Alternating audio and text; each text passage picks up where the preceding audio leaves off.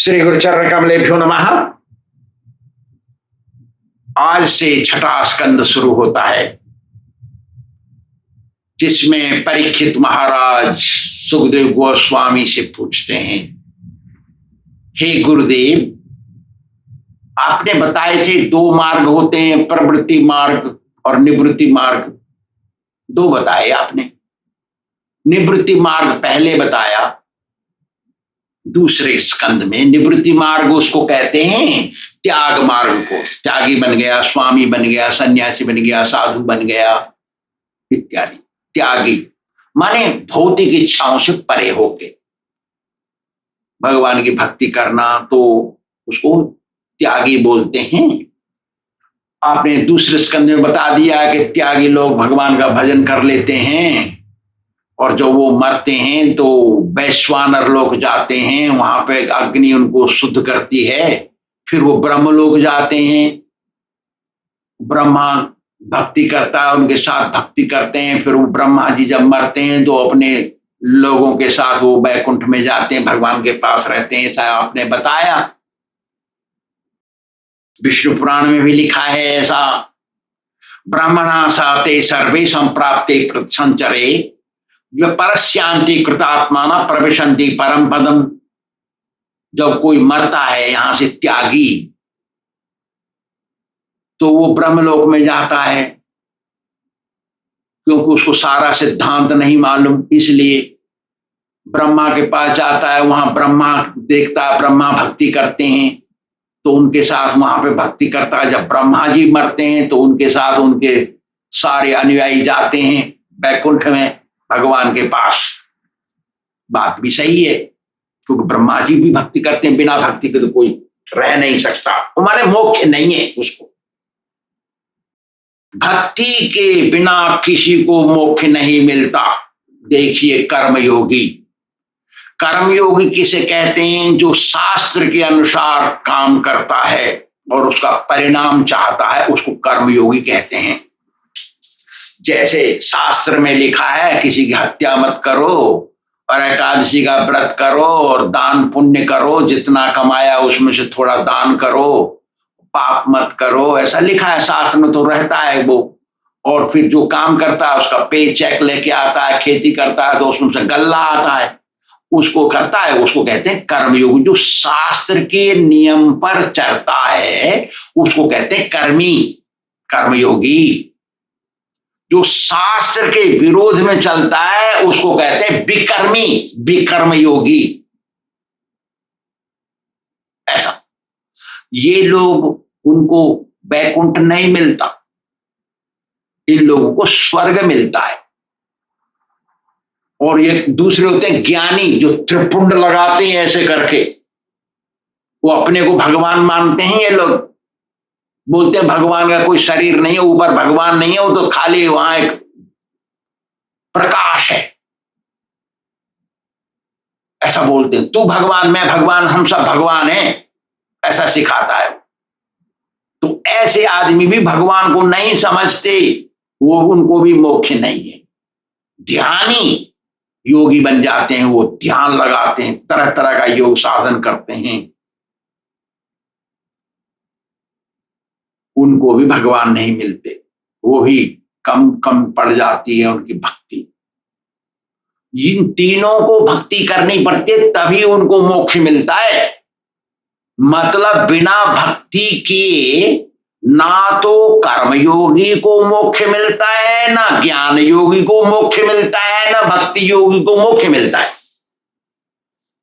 आपने देखा होगा बहुत से त्रिपुंडधारी और बिना तिलक लगाए वाले, बिना कंठी माला, बिना भजन करने वाले लोग मंदिर बना लेते हैं, भगवान राधा कृष्ण की फोटो रखते हैं, मूर्ति रखते हैं, क्योंकि ऐसा नहीं करेंगे तो लोग दान नहीं देंगे। उन्हें दान चाहिए तो भगवान को कोठरी में ताले में बंद रखते हैं, या एक पुजारी रख देते हैं किराए का, और एक बार दो बार घंटी बजवा लेते हैं। और फिर जहां मैं पढ़ा, बहुत बड़ा, मैं नाम नहीं बताऊंगा उनका बहुत बड़ा ज्ञानी जिन्होंने भागवत का अनुवाद कर दिया हिंदी में, उनके में 8 महीने पढ़ा बचपने में। तो जब रसोईया थाली बनावे भगवान को भोग लगाने का, भगवान का मंदिर था, मंदिर में तो 2 थाली बनती थी एक साथ। एक थाली स्वामी जी को जाती थी, एक थाली भगवान के मंदिर में जाती थी भोग लगाने। हमने देखा सैकड़ों बार, एक बार 2 बार नहीं देखा, सैकड़ों बार देखा हमने, 2 थाली जा रही। तो ऐसे कैसे मोक्ष मिल जाएगा उनको? वो स्वयं को भगवान मान रहे हैं और मंदिर बना लिया केवल दक्षिणा के लिए। लोग आएंगे दक्षिणा देंगे, दान देंगे, माला पकड़ लेते हैं दिखाने के लिए नंगी। अरे झोली में होनी चाहिए, हम नंगे नहीं है, हम भी तो कपड़े पहनते हैं। तो भगवान को झोली में रखना चाहिए माला को, और नंगी रखेंगे दिखाने के लिए कि मैं भी भजन करता हूं। उनको भी भजन करना पड़ता है, लेकिन भक्ति के बिना ज्ञानी को मोक्ष नहीं है और योगी को भी मोक्ष नहीं है। मतलब भक्ति ही मुख्य है जो मोक्ष देती है। भक्ति ही जिंदगी में, सबकी जिंदगी में मुख्य है, जिससे मोक्ष मिलता है। और गुरु सिखाता है भक्ति।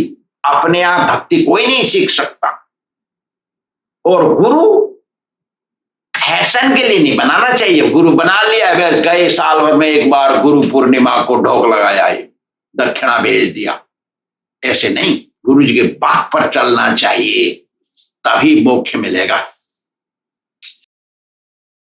परीक्षित जी कह रहे हैं कि हे गुरुदेव,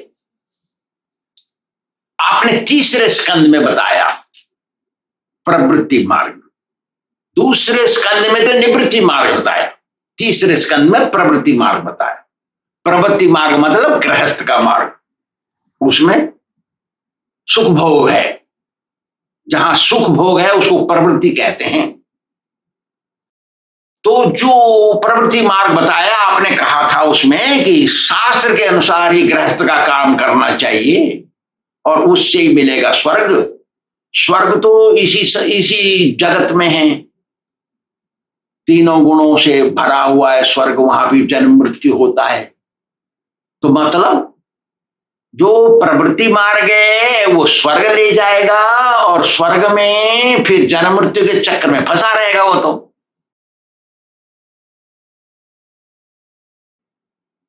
ये तो बताया आपने।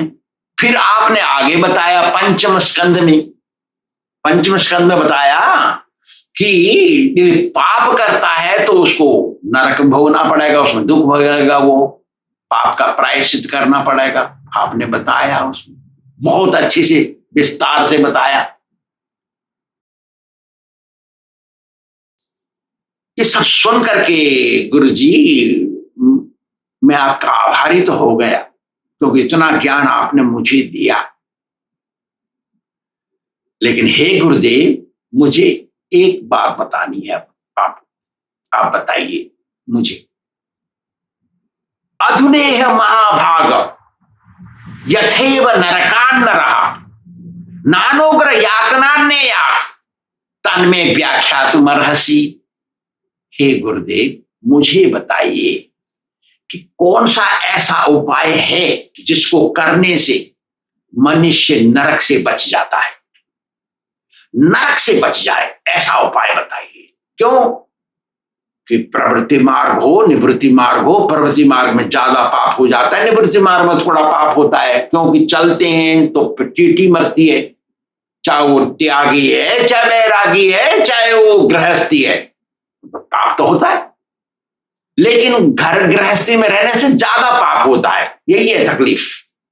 तो मुझे ये बात बताइए कि कौन सा उपाय एक ऐसा है जिसको करने से नरक भोग से बच जाए आदमी, मुझे वो बात बताइए। बहुत अच्छी बात पूछी, बड़ा होशियार है परीक्षित। तो सुखदेव गोस्वामी बोलते हैं, अरे परीक्षित, मनुष्य 3 प्रकार से पाप करता है, मन से, वचन से और कर्म से।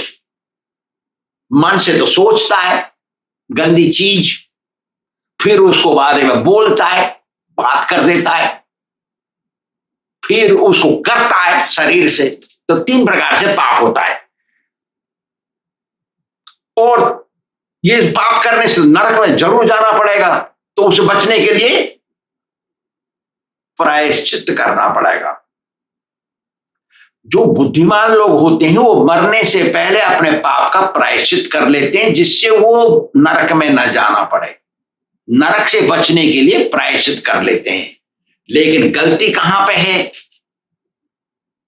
गलती है कि उसको पता नहीं कि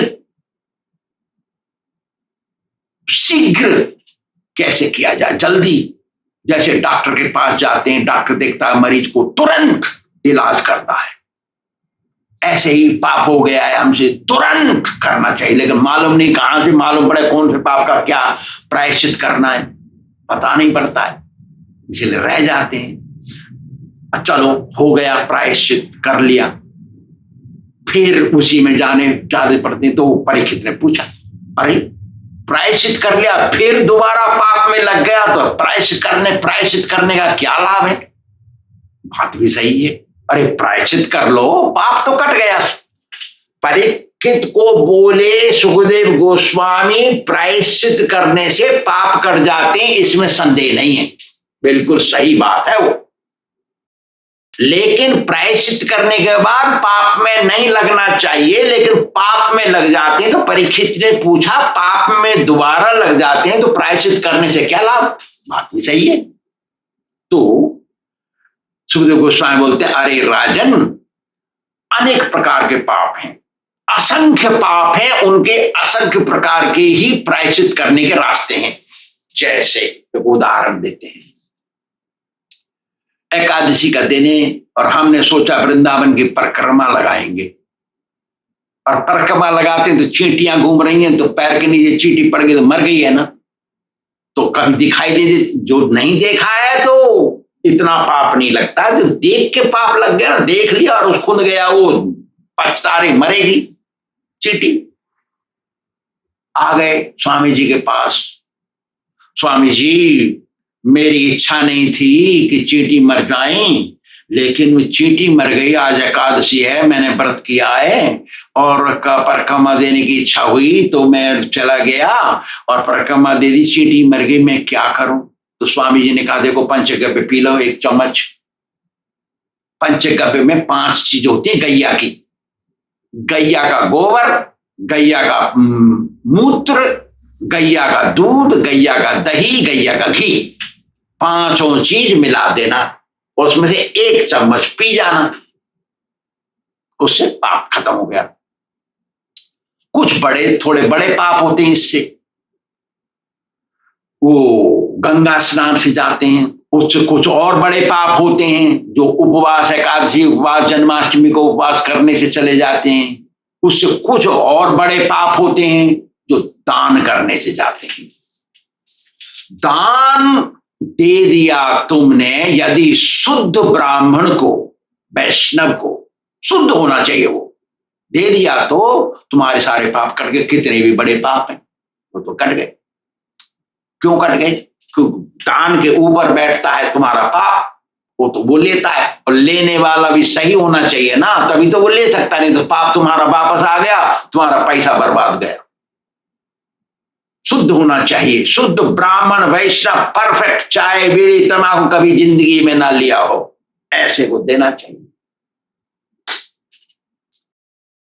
तो हो जाएगा तुम्हारा। जैसे पेड़ को काट दिया कुल्हाड़ी से तो गिर गया पेड़, खत्म, ऐसा हो जाता है। लेकिन जैसे कोई बगीचे में जाता है, अपनी कांटेदार और पेड़ों को निकाल देता है वो, तो लेकिन ऊपर से काट के निकालता है तो फिर वो दोबारा उगते हैं।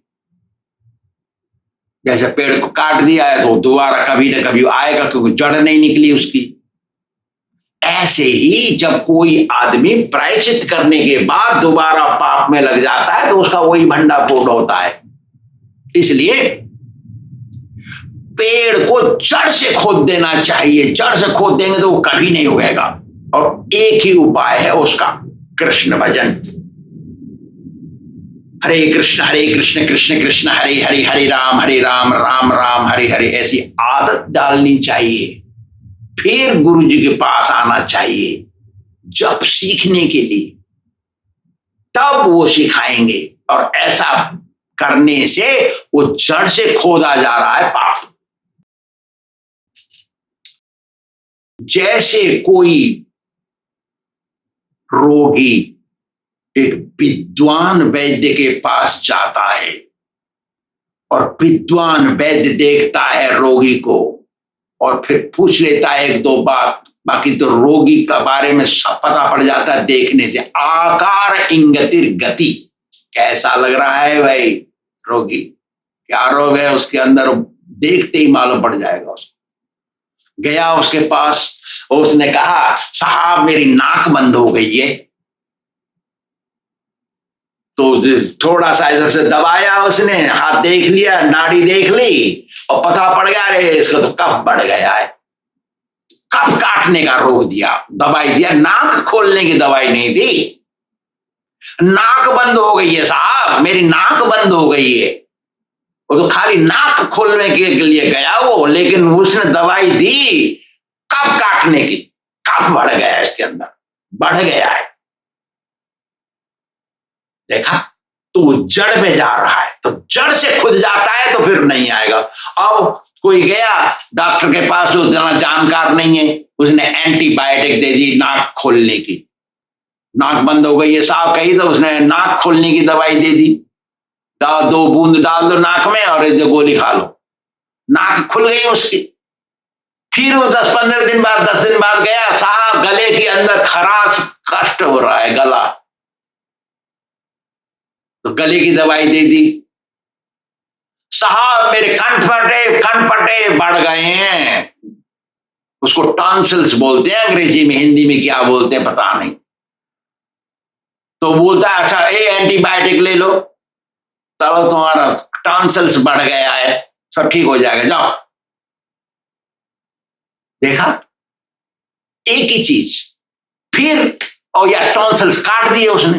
फिर 10-15 दिन बाद गया, साहब मुझे बुखार आ गया है। अरे देखिए, इतने बार जाओ, 500 रुपया बिल लगता है एक बार में, एक बार में वो ठीक कर दे। वो जानकार पूरा नहीं है, उसको कफ देखना चाहिए ना, कफ बढ़ गया है इसका। लेकिन वो तो बार बार घुमा रहा है और हम मर रहे हैं, हमारा जॉब नहीं हो रहा, हमारा काम बंद हो गया, हजारों रुपए खर्च हो गए एक चीज के लिए। ऐसे हैं दुनिया। ज्ञानी के पास जाओ, ज्ञान की बात करेगा, योगी के पास जाओ, योग की बात करेगा, कर्मी के पास जाओ, कर्मी की बात करेगा। अरे यारो, क्या कर्मकांडी के पास जाओ, लाखों रुपया खर्च करा देगा वो। लेकिन वैष्णव कहेगा भजन कर, तेरा रोग हो गया है ये, तू इसको कर, इससे ठीक होगा तू। जैसे जिसकी नाक बंद हो गई है, कनफेरे हो गए हैं, या गला खराब हो गया, या बुखार आ गया है, और वो सोचता है ये डॉक्टर अच्छा नहीं है, इसने कफ की भी, अरे तेरे कफ बढ़ गया बोल रहा है। देखा, विश्वास हमको नहीं हो रहा है उसके ऊपर, इसलिए हम नहीं मान रहे उनकी बात, लेकिन वही रोग है हमको। हमको तो वो अच्छा लग रहा है जो एंटीबायोटिक दे देगा और वहां 2 दिन में हमारा गला सही हो जाएगा, बुखार भाग जाएगा, फिर तो आएगा दोबारा, जैसे पेड़ ऊपर से काट दिया। इसलिए वैष्णव की संगति श्रद्धा पूर्वक करनी चाहिए, श्रद्धा विश्वास रूपिणो। जैसे अग्नि बांसों में लग जाती है ना, बांस घिसने से आपस में अग्नि उसमें से निकलती है, उसमें रहने वाले सारे सर्प मर जाते हैं और खत्म हो जाता है बांस। ऐसे है कृष्ण भक्ति, लग जाएगी आग, सारे इच्छाएं सब खत्म हो जाएंगी। प्रायश्चित ही, यही भक्ति करना ही प्रायश्चित असली है, क्योंकि फिर दोबारा नहीं करने की जरूरत होता ही नहीं। ऐसा है, इसलिए श्रद्धा से वैष्णव गुरु के पास जाए, वो बताएगा तुमको, करो तपस्या, एकादशी का व्रत करो, ये तपस्या है, ब्रह्मचर्य से रहो, गंभीरता दिखाओ, इंद्रियों को बस में रखो, बताएगा वो। मन को बस में रखो, स्थिर बनाओ मन को, संयम रखो, शास्त्रों का पालन करो और दान दो। अंदर से बाहर से साफ रखो, दिल साफ रखो, शरीर से स्नान करो, कपड़े साफ पहनो और शास्त्र पढ़ो। ये 9 प्रकार से बताएगा वो। इन 9 प्रकार से करने से मन अपने आप शांत हो जाएगा।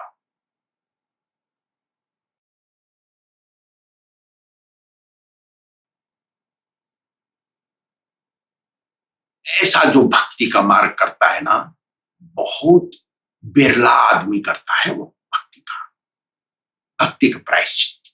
दुनिया तो दूसरी तरह का प्रायश्चित करती। पंडित ने बता दिया 1 लाख रुपया खर्च होगा, 10 मारा ब्राह्मण बैठेंगे, स्वाहा स्वाहा कर दिया, लाख रुपया भाग गया, वो दोबारा तुम्हारा मन करेगा प्राप्त करने का। तो कहते हैं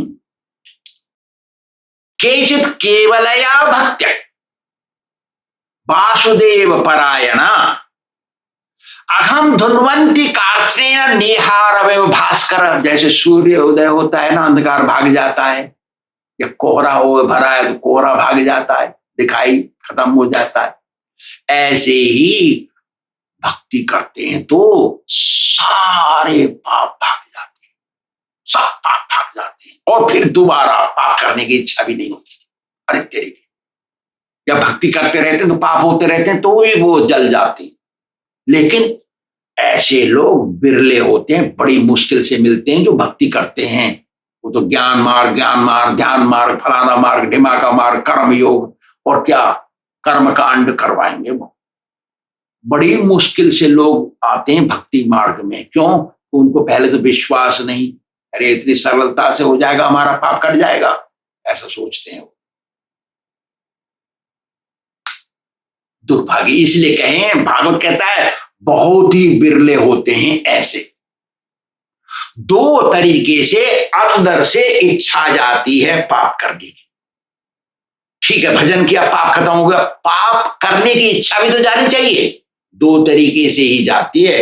एक भगवान की भक्ति करने से, सेवा करने से, दूसरा गुरु जी की बात पर चलने से। मेरा एक शिष्य था, चला गया इस दुनिया से, मर गया बेचारा, गोरा आदमी, मेरा सेक्रेटरी बना, लगभग 20, 22, 25 वर्ष रहा होगा मेरे सेक्रेटरी बनके। उसने कहा, स्वामी जी ये धर्म मेरा नहीं है, मुझे इसमें विश्वास नहीं है, लेकिन मैं दिल से आपकी सेवा करता हूं। इस दुनिया में कोई मनुष्य है जिसके ऊपर मैं विश्वास करता हूं, वो आप है। आपके अलावा मुझे किसी पर विश्वास नहीं है, मैं किसी पर विश्वास नहीं करता। मेरा एक स्वभाव है, मैं किसी पर विश्वास नहीं करता।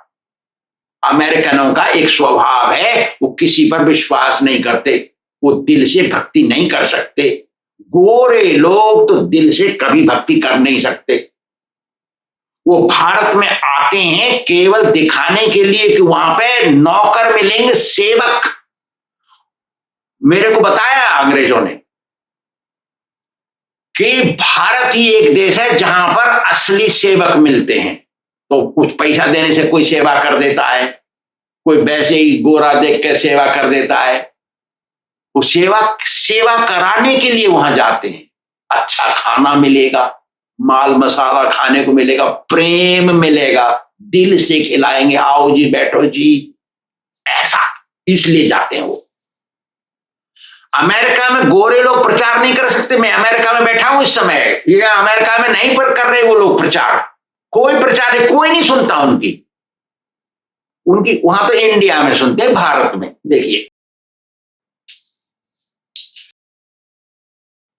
तो वो बोला, मेरा सचिव सेक्रेटरी गोरा आदमी, कि स्वामी जी जब मैं मरूंगा ना, तो जो कोई मुझे ऊपर मिलेगा ना, मेरे से पूछेगा, देखेगा मुझे, तो वो सोचेगा अपने मन के अंदर कि भगवान के ऊपर इसको विश्वास नहीं था, लेकिन इसने एक असली भगत की सहायता करी, असली भगत की सेवा करी, तो वो मेरी सेवा में लगा रहता था, बहुत अच्छा करता था।